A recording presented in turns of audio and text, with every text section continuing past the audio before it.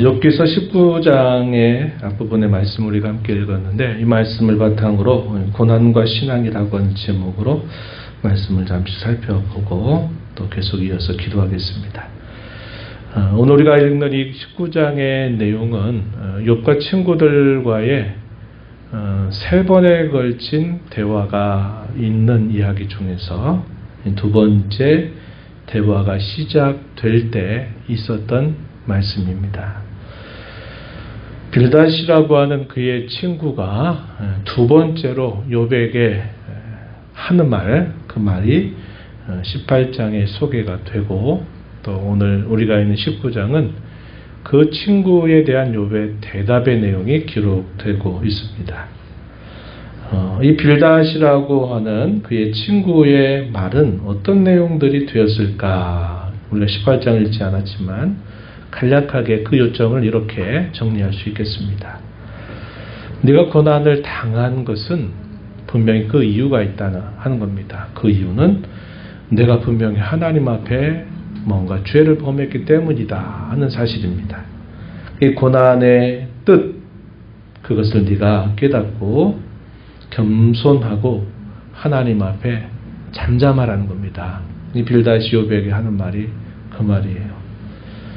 또 하는 말은 내가 악인이 되지 말아라는 겁니다. 내가 지금 하고 있는 말이나 너의 행동은 악인과 똑같은 일을 네가 행하고 있는 것이다. 이렇게 판단을 합니다. 그러면서 악인의 결말은 너무나도 분명하다 하는 사실을 강조하고 있습니다. 18장 5절 한 절 한번 먼저 보시면 이렇게 말하죠. 악인의 빛은 꺼지고 그의 불꽃은 빛나지 않을 것이다. 이렇게 말합니다. 그리고 마지막 절에 보면 참으로 불의한 자의 집이 이러하다. 앞에 소개되고 있는 여러 내용들을 표현하고 있는 것입니다. 하나님을 알지 못하는 자의 처소도 이러하다. 이렇게 빌닷이 말하는 겁니다. 이 빌닷이 욥에게 하는 말의 가장 핵심적인 말은 내가 고난을 받은 것이 아무런 이유가 없다고 너는 말하지 말아라. 고난은 반드시 네가 받는 이유가 있다는 겁니다. 그 이유를 네가 부정하지 말고 겸손히 하나님 앞에 인정하고 더 이상 많은 말로 변명하듯이 그렇게 말하지 말라. 인정해라 하는 것을 촉구하는 이야기입니다.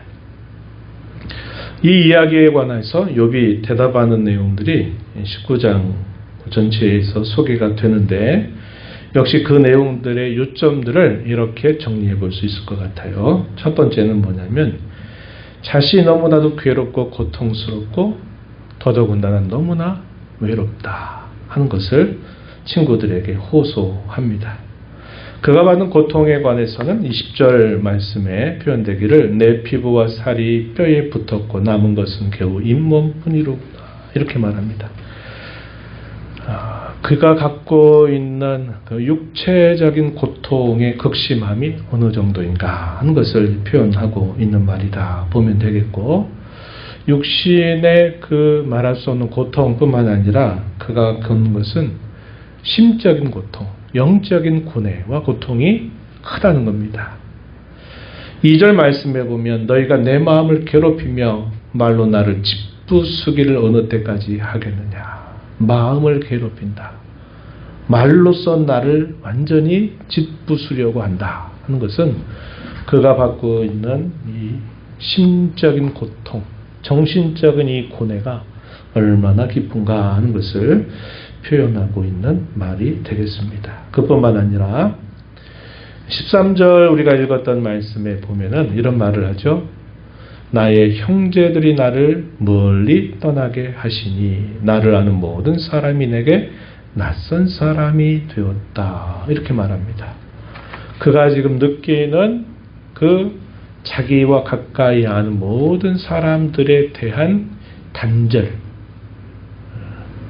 고독, 외로움, 이것이 이렇게 표현되고 있다는 거죠. 그래서 이 14절 이하에 보면 친척도 버렸고 집에 머물러 사는 자, 가족들과 종들조차도 다 그렇게 여기고 내가 가까이 나와 함께 지냈던 사람들에게 타국인처럼 되었다 이렇게 말합니다. 종들도 대답하지 않는다. 심지어 아내도 자식들도 다 나를 가련하게 여기고 있다. 아이들까지 가까운 친구들조차 다 나를 미워하고 나에게 원수같이 되어버렸다. 이렇게 표현하고 있다는 겁니다. 그래서 그가 겪고 있는 그런 모습에 대해서 우리가 살펴볼 수 있고, 또 한편으로 그가 하는 또 하나의 생각은 뭐냐면 이 친구들에 대하여 하소연을 하는 겁니다. 하소연해요. 우리가 읽었던 2절 말씀에 너희가 내 마음을 괴롭히며 말로 나를 찌푸시기를 언제까지 하겠느냐. 너희가 누굽니까? 욥을 위로하겠다고 찾아왔던 친구들입니다. 처음에는 욥이 당한 이 고난에 관하여 아무런 말을 꺼내지도 않고 그의 곁에서 함께 해줬어요. 그게 욥에게는 친구들이 주었던 가장 큰 위로의 내용이었을 것입니다. 그런데 그들이 말을 꺼내기 시작하면서부터 그 말이 비수처럼 가슴에 계속 꽂히듯이 욥을 힘들게 한 겁니다. 어느 때까지 그렇게 하겠느냐 이렇게 호소하고 있어요. 또 3절에 보면 10번이나 나를 학대하고도 부끄러워 아니하는구나. 비록 내게 허물이 있다 할지라도 그 허물이 내게만 있는 거 아닌 줄 너희도 알지 않냐. 이렇게 또 하소연을 하기도 했습니다. 21절에 또 가서 보면 이렇게도 말했어요. 나의 친구야 너희는 나를 불쌍히 여겨다오. 나를 불쌍히 여겨다오.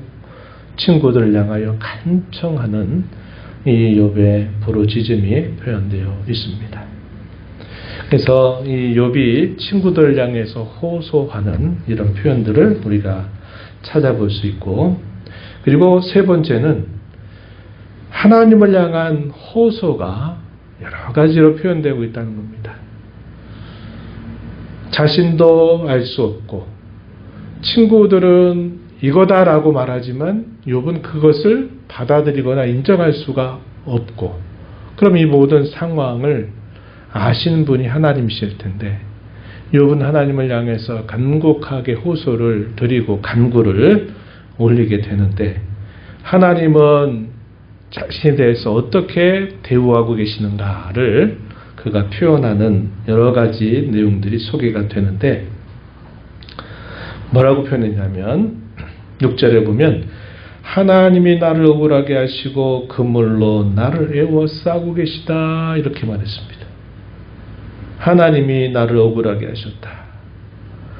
그물로 자신을 애워싸고 계셔서 어떻게 할 수가 없다 이렇게 표현했죠. 또 7절의 내용을 정리해 보면 자기가 부르짖어도 응답하지 않으시고 도움을 간구하여도 하나님이 의를 나타내시지 않는다 이렇게 말합니다. 이 말은 하나님이 그렇게 하나님 향해 부르짖어도 하나님이 자신에 대하여 침묵하고 계시다 하는 사실을 그가 하나님 앞에 호소하는 거죠. 또 이어지는 내용들을 보면 하나님은 자기의 가는 길을 막으시고 어둠 속으로 몰아넣으시고 자신에게 주셨던 모든 영광, 동방 땅에서 가장 의롭다고 불림받고 모든 사람들이 그를 추앙하고 그를 또 우러러보고 존경했던 그런 모든 영광들을 다 빼앗아 버리고 모든 것을 다 가져가셨다 이렇게 하나님을 향해서 고백한 겁니다. 거기에는 희망조차도 나무를 뽑아버리듯이 그 희망조차도 가져가셨다 이런 표현들을 사용했습니다. 마지막으로는 뭐라고 표현하느냐.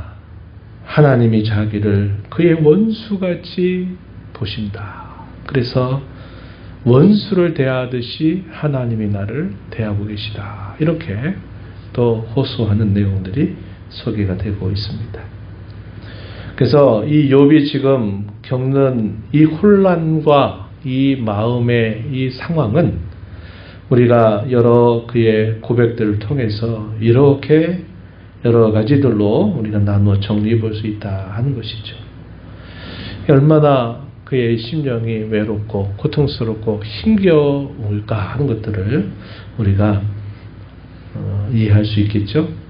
그런데 과연 욥이 이렇게 하나님에 대하여 고백하는 이런 호소의 내용들이 욥이 생각하는 것이 과연 정말 그런가 하는 것들을 우리는 다시 생각하게 됩니다.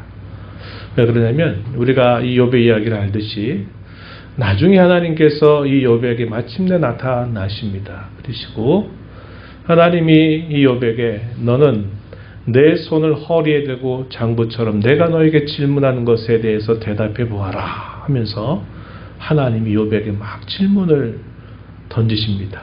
근데 그 질문에 대해서 욥이 대답할 수 있는 게 없어요. 나중에 그가 그러한 하나님의 말씀을 듣고서 깨닫죠.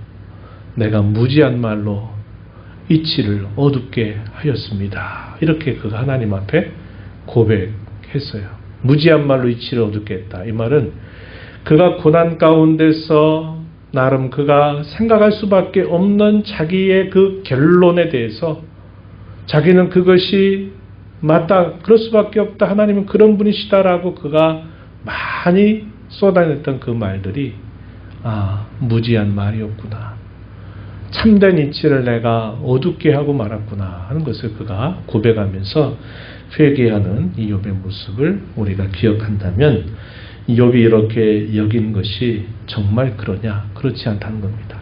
그런데 우리도 여러 고난과 우리가 예측할 수 없는 여러 상황들을 맞게 될 때는 마치 하나님이 나를 그렇게 대하시는 것처럼 그런 생각이 우리의 마음속에 계속 밀물처럼 우리에게 계속 몰아붙인다는 사실들을 우리는 경험하게 됩니다. 경험하게 돼요. 그럼에도 불구하고 욥에게 있어서 이런 태도가 있다는 겁니다. 25절, 27절이 욥기 아주 중요한 구절인데 어떤 내용들이냐면 제가 제목을 그렇게 붙인 거죠. 부정할 수 없는 신앙의 고백이다. 이렇게 표현했습니다. 부정할 수 없다. 그 부정할 수 없는 신앙의 고백의 내용이 어떤 내용인가 했더니 대속자가 살아계시다. 대속자. 이 본래 말은 고엘이라는 말입니다. 고엘. 나를 대속할 이가 살아계시다 하는 그의 신앙. 그리고 그가 죽음 이후에 육체 바깥에서 하나님을 보겠다고 하는 그의 고백. 근데 그 하나님을 볼 때 내가 낯설지 않을 것이다. 내가 하나님을 보고 싶어하는 마음 때문에 내가 죽더라도 내가 육체 바깥에서 하나님을 보게 되리라 하는 이러한 신앙이 있다는 겁니다. 대속자, 고엘이 뭐하는 사람이에요?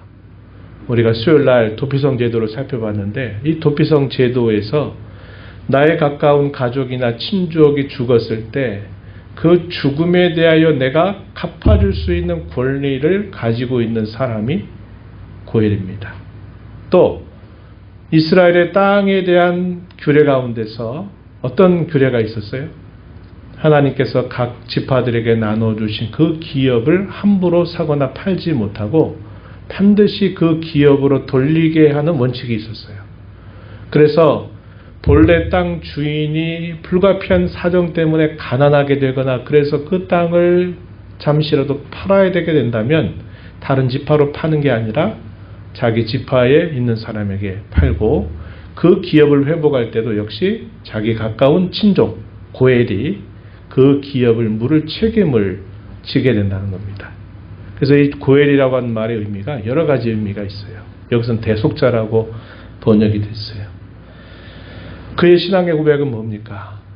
나를 위한 고엘이 살아계시다. 나를 위한 대속자가 살아계시다. 내가 죽음 이후라도 내가 그분을 육체 바깥에서 나는 보겠다는 이 신앙을 그가 여전히 붙들고 있다는 거죠. 우리의 삶 속에서 이 고난이라고 하는 게 닥쳤을 때 마치 우리 모든 것들을 다 빼앗은 것 같은 그런 느낌을 우리가 받게 될 때라도 그래서 우리가 알고 있는 우리의 지식이나 우리의 수준을 아무리 동원해도 도무지 그것을 알 수 없는 미궁 속에 빠져든다 하더라도 아무리 부정하고 부정해도 부정할 수 없는 분명한 사실이 있다. 그것은 바로 나를 위한 고엘, 나를 위한 대속자가 살아 계시다 하는 그 욥의 신앙이었다 하는 겁니다. 그래서 제가 그 이후에 이런 제목들을 붙여봤어요. 여러분들이 한번 생각해 보세요. 고난이라고 하는 것은요, 우리의 이해를 뛰어넘을 때가 아주 많습니다. 욥에게 고난이 닥쳤어요. 욥은 이 고난이 왜 닥쳤는지, 이 고난이 무슨 목적이 있는지를 도무지 알지 못합니다. 아무리 그가 여태까지 알고 있는 지식을 동원하고 그가 여태까지 알고 있는 모든 인생의 경험들을 다 동원함에도 불구하고 자신에게 닥친 이 고난은 너무나 낯설고 그 고난에 대해서 알 수 없는 겁니다. 친구들은 어떤 태도를 가졌어요? 난 알고 있다 이거예요. 너는 모를지 몰라도 나는 분명히 알고 있다. 그 알고 있는 정도의 수준이 뭡니까? 인과응보예요. 네가 고난당한 것은 네가 하나님 앞에 죄를 범했기 때문에 고난은 죄값으로 너에게 닥친 것이다. 너 그것 깨닫고 잠잠하고 겸손해라. 이렇게 말하는 거죠. 그러니까 친구들은 안다고 얘기한 겁니다. 나는 알아. 네가 왜 고난당했는지 나는 분명히 알고 있어. 고난을 마치 자기가 알고 있는 것처럼 욥에게 계속 이야기하는데 그 이야기가 욥에게 안 통하거든요. 그러니까 이제 막 여기에 막 논쟁이 막 벌어지는 겁니다. 야, 네가 맞다고? 아니야, 내가 맞아. 이렇게 하면서 계속 논쟁이 벌어지는 거죠. 우리가 고난이라고 하는 것에 대해서는 뭉뚱그려서 우리가 대략은 알지만 그 고난이 우리에게 어떻게 찾아오고 어떻게 진행되고 어떻게 갈지에 대해서는 아무도 그것에 대해서 알 수 없습니다. 알 수 없어요. 그래서 고난은 우리의 이 통상적인 이해를 벗어나게 만든다는 겁니다. 그럼에도 불구하고 우리는 뭘 추구합니까? 알고 싶은 거예요. 왜 그런지, 도대체 이게 무슨 뜻인지를 알고 싶어 하는 마음이 근본적으로 있는 겁니다. 그래서 이해를 추구하는 거예요. 이 고난이 왜 왔고, 이 고난이 어떻게 되고, 이게 어떻게 해야 되는지를 알고 싶어 하는 그런 마음을 가지고 있다는 겁니다. 욥도 그렇고 그의 친구들도 지금 그런 자세를 가지고 계속 대화를 나누는 거예요. 친구들과 변론이 벌어집니다. 왜 변론할까요? 근본적으로는 고난에 대해서 알고 싶어하는 그 근본적인 욕구가 있으니까 욥은 아니다고 말하고 친구들은 그렇다고 인정하라고 계속 욥에게 촉구하면서 변론이 계속 벌어져요. 욥은 고난 가운데서 육체적인 질고와 이 정신적인 고통 가운데서 자기 자신을 계속 성찰할 수밖에 없어요. 그래서 자기의 생명에 대해서, 죽음에 대해서 많은 것들을 그 고통 가운데서 쏟아내는 겁니다. 자신을 성찰해요. 그리고 끊임없이 부정하는 걸 갖는 거죠. 내가 안 태어났더라면, 부모가 나를 어머니의 뱃속에 잉태하지 않았더라면, 내가 세상에 태어나지 않았더라면 하면서 계속 자기의 그 존재 자체나 자기의 모든 것들을 부정하는 이런 과정들을 계속 겪는 거예요. 이게 무엇 때문에 그러냐? 그 고난이라고 하는 것을 이해하고 싶어 하는 그러한 마음을 통해서 계속 이런 과정들이 대화 속에서, 독백 속에서 이렇게 일어나고 있다는 겁니다. 그리고 하나님 앞에서도 역시 그런 것들이 일어난다는 거예요. 그럼에도 불구하고 부정할 수 없는 분명한 사실이 뭐냐? 하나님은 살아계시고 그 하나님은 곧 나의 하나님이시다라고 하는 이 사실만큼은 부정할 수가 없는 겁니다. 네. 부정할 수가 없는 거예요. 데카르트라고 하는 유명한 철학자가 있어요. 그 사람이 어떤 말을 했냐면 진리를 알려고 하면, 진리를 알려고 하면 계속적으로 어떤 사실에 대해서 질문하고 의심하고 계속 회의적인 태도를 가지라는 거예요.